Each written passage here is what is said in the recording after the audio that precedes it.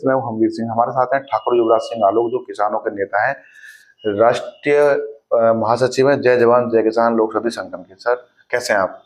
बस मैं अच्छा हूँ, आप बताएं। अच्छा सर, अभी देश में कुछ स्वतंत्रता सेनानी की आज पुण्यतिथि है, जयंती है, तो क्या कहेंगे आप सबसे पहले?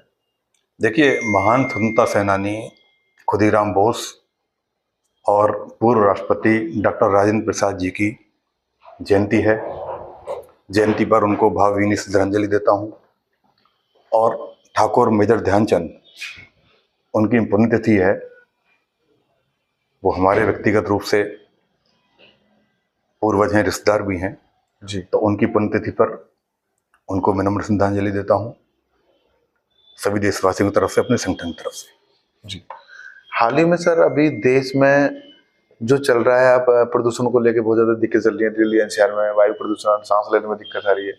लेकिन इसके अलावा बड़े मुद्दे भी बहुत ज्यादा चल रहे हैं। जैसे बांग्लादेश का मुद्दा चल रहा है, वहाँ हिंदुओं के साथ मारपीट चल रही है, देवी देवताओं के मंदिरों को तोड़ा जा रहा है।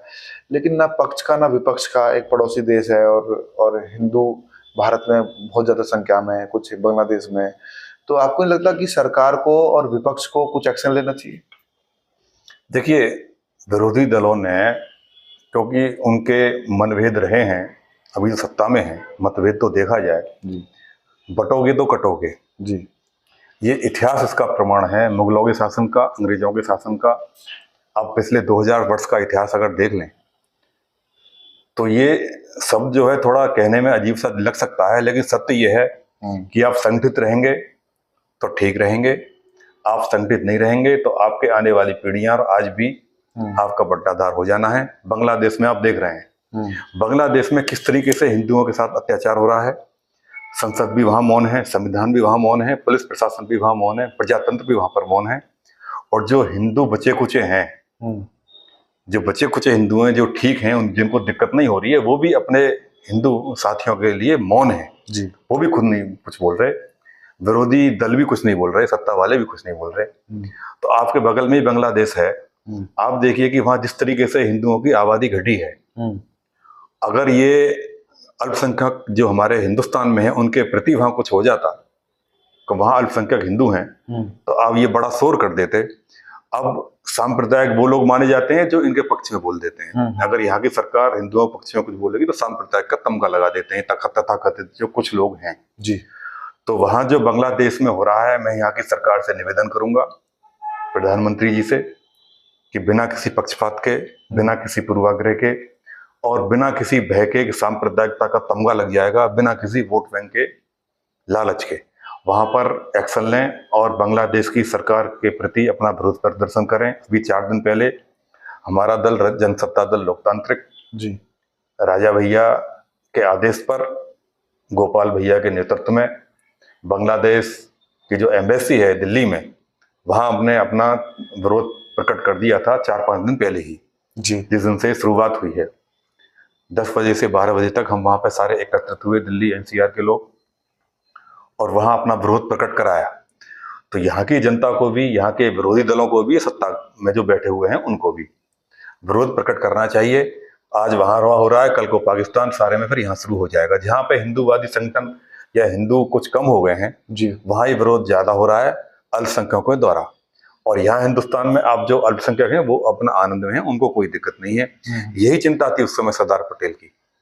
जी। जो राजा भैया ने 2 महीने पहले लोगों को आगाह किया कि लियाकत नेहरू जो समझौता हुआ था, तो नेहरू जी के प्रति ये चिंता व्यक्त की थी सरदार पटेल ने कि कहीं ऐसा ना हो कि पाकिस्तान में जो आज अल्पसंख्यक हैं उनका बुरा हाल हो जाए। जी। जो हिंदुस्तान में अल्पसंख्यक बने हुए हैं उनको तो कोई दिक्कत कभी नहीं होनी। जी, पाकिस्तान में तो हिंदुओं की संख्या बहुत ज्यादा मात्रा में थी। सटीक तो मेरे पास आंकड़ा नहीं है, जैसे 33% या 13% कुछ बताते थे, आज 3% रह गई है। वो भी 0% होने वाली है। 3% से भी कम रह गई है। जी, जी। 3% से भी कम है। ये 18-20% थे और घटते घटते इतना बुरा हाल हो गया है। वहां कोई भी दिन दहाड़े किसी बहन बेटी के साथ, जो बांग्लादेश में हो रहा है पाकिस्तान में तो होता ही आया है। जी। मैं तो ये यूएनओ जो बैठा हुआ है, संयुक्त राष्ट्र संघ, जी, इसको तो नजर रखनी चाहिए, इनको तो बोलना चाहिए। एक मानवता के नाते, एक मानवता पर अगर अत्याचार होगा, किसी बहन बेटी पर होगा, तो यूएनओ को तो एक्शन लेना चाहिए, अपना विरोध प्रकट करना चाहिए, भारत सरकार को भी करना चाहिए और यूएनओ में जाकर अपनी इस विरोध को मतलब एक मुखर रूप से व्यतीत करना चाहिए। सर, ये इंटरनेशनल मुद्दे हो गए, हमारे देश में वापस आते हैं। अब जैसे कि आप किसानों के नेता हैं और किसान अभी कुछ धरना प्रदर्शन करने की तैयारी में है, जैसे अभी कुछ दिन पहले दिल्ली एनडी पे किया है, तो किस लिए, वो कौन सा मुद्दा है, किस वजह से उनको सड़कों पर आना का प्रयास कर रहे हैं? हम लोगों ने कल संयुक्त किसान मोर्चा के नेतृत्व में सारे किसान संगठनों ने अपना विरोध प्रकट किया मुखर रूप से। महामाया फ्लाईओवर से लेके डीएनडी सारा दिल्ली बॉर्डर पर, चिल्ला बॉर्डर सारा जाम कर दिया, पुलिस ने सारी बैरिकेडिंग कर दी। विरोध हमारा ये है जो हमेशा से रहा है, करीब जब से नोएडा बसा है, Noida authority, greater Noida authority पर यहाँ के किसान संगठन विरोध करते रहे हैं। उसके बावजूद भी मांगे नहीं मानी गई हैं। जैसे मेरा ये कहना है कि 10% की जो छूट होनी चाहिए थी 2014 के बाद में, जो मुआवजा देना चाहिए था, सर्किल रेट बढ़ाना चाहिए था, 2014 के बाद में जो मुआवजे की मांग है उसके 10 गुना बढ़ा दिया जाए। जी, वो थोड़ी है जब नोएडा बना था उसी हिसाब से आप देंगे, दुनिया कहाँ से कहाँ पहुंच गई। तो ना तो सर्किल रेट बढ़ाया है, 2014 के बाद में जो हमारी मांग है इसमें मुआवजा बढ़ाने की वो भी नहीं की है। और 5% 10% के जो प्लॉट है ये पुरानी मांग रही है, किसी भी मांग को माना नहीं गया अधिकारियों के द्वारा। टालम टोल की नीति है, आज नहीं तो कल, कल नहीं तो परसों, गोलमोल जवाब देते हैं। और आज भी हमारा विरोध प्रकट होगा, और अगर ये इस तरीके से नहीं माने तो किसान नहीं रुकेंगे। अगला एक्शन संसद का घेराव होगा। देखिए, भारत का प्रजातंत्र है, इसमें विरोध प्रकट करने की सबको आजादी है। संविधान के अंदर कर कानूनी रूप में हम अपना विरोध प्रकट करेंगे, जितने भी किसान संगठन हैं, और दिल्ली में यहाँ से कूच करेंगे और संसद का घेराव करेंगे अगर हमारी मांगे नहीं मानी गई। हमारा प्रधानमंत्री से निवेदन है कि अपने जो मंत्री हैं इससे संबंधित उनको निर्देश दें, हमारी मांगों पर बातचीत के माध्यम से सुलझाने का प्रयास करें। क्योंकि बातचीत के माध्यम से नहीं सुलझाएंगे तो इसमें दिक्कत होती है, आम जनता को प्रॉब्लम होती है। जब हम जाम वगैरह करते हैं हम नहीं चाहते, लेकिन जो आम लोग हैं, नौकरी पेशा वाले लोग हैं, डेली आने जाने वाले लोग हैं, कोई मरीज हैं, उनको परेशानी होती है, जो हम भी नहीं चाहते, लेकिन मजबूरी में सब करना पड़ता है। तो प्रधानमंत्री को इस पर नजर रखना चाहिए, इसको इग्नोर नहीं करना चाहिए, इसको अदरवाइज नहीं लेना चाहिए। जी सर, जैसे कि आप किसानों के नेता के साथ साथ आप एक समाज सेवा, एक प्रॉपर्टी के माध्यम से भी करते हैं। जो लोग गरीब होते हैं, अपना प्लॉटिंग लेना चाहते हैं, मकान बनाना चाहते हैं, अब जेपी ग्रुप के माध्यम से जो आप समाज सेवा कर रहे हैं, इसके लिए क्या कहेंगे आप? देखिए, हमारा जेपीसीसी ग्रुप, उसकी ये किसानों के लिए और सभी भाइयों के लिए हमने एक नारा दिया है, स्लोगन दिया अपने संगठन के माध्यम से कि हमारे हर कार्यकर्ता के पास अपना प्लॉट होना चाहिए, अपना मकान होना चाहिए, हमारे जितने भी संगठन में, उसके अलावा भी। तो अभी हम क्या है, नोएडा में एक बहुत छोटी सी स्कीम है, 1 लाख रुपए में हम रजिस्ट्री मोटेशन दाखिल खारिज सब कर रहे हैं जी। हमें 1 लाख रुपए दीजिए, हम आपको उसी समय बोल देंगे ये प्लॉट आपका है, आप मकान बनाइए, बाउंड्री करिए और ऐसी रजिस्ट्री हो जाएगी। बाकी 10,000 पर मंथ की बड़ी आसान किस्त पर हम उनको ये चीज सुगम करा रहे हैं। तो ये जो आप करा रहे हैं, कौन से सेक्टर में करा रहे हैं और आनंद विहार से कितनी दूरी पर है? देखिए, जहां आप बैठे हुए हैं, ये सेक्टर 65-62 जो है जी, यहाँ से हमारी तीनों साइड 25 मिनट की दूरी पर है।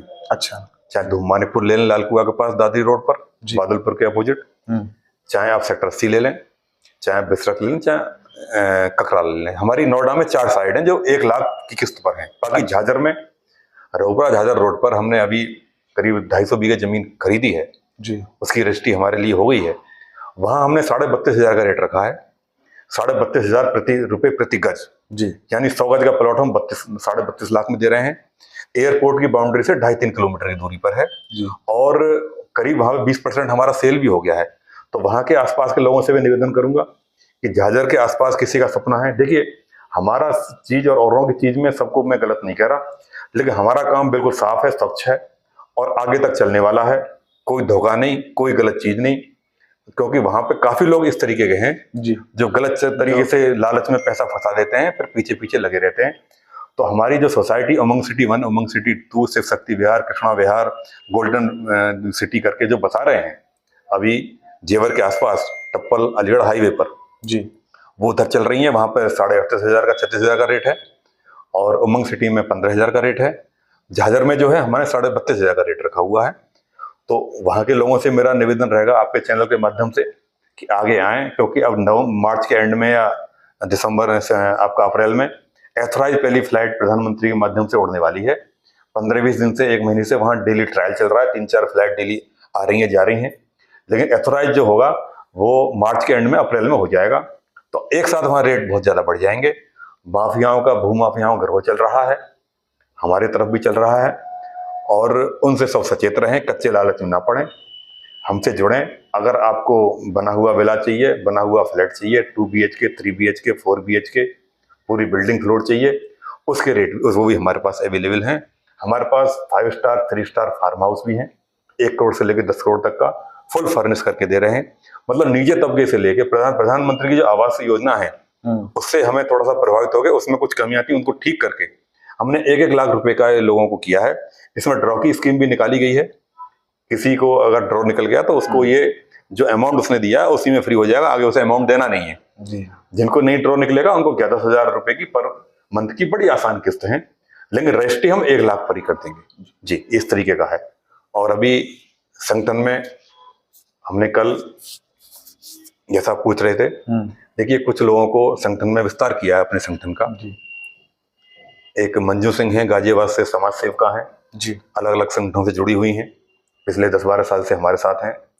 उनको राष्ट्रीय संरक्षिका का पद दिया है हमने जी।